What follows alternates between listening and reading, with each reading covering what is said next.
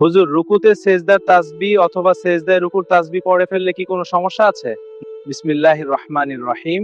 সালাতের মধ্যে রুকুতে সুবহান রাব্বিয়াল আযীম ও সেজদায় সুবহানাল্লাহ রাব্বিয়াল আলা পাঠ করা সুন্নাত।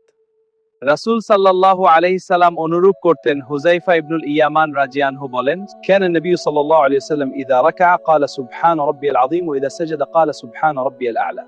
নবীজি সাল্লাল্লাহু আলাইহি সাল্লাম রুকুতে সুবহান রাব্বিয়াল আযীম ও সেজদায় সুবহান রাব্বিয়াল আ'লা পড়তেন। হাদিস মুসনাদে আহমদ 23311, সহিহ মুসলিম 772।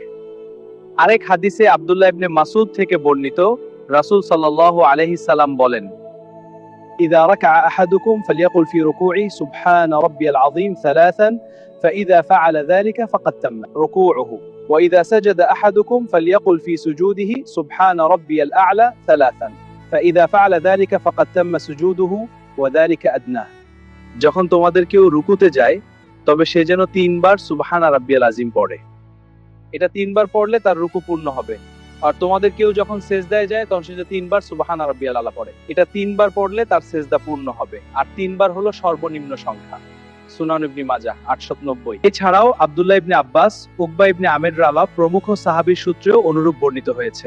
এর বিপরীত করা অর্থাৎ রুকুতে সুবহানা রাব্বিয়াল আলা পড়া ও সেজদায় সুবহানা রাব্বিয়াল আযীম পড়া সুন্নাহ পরিপন্থী কাজ।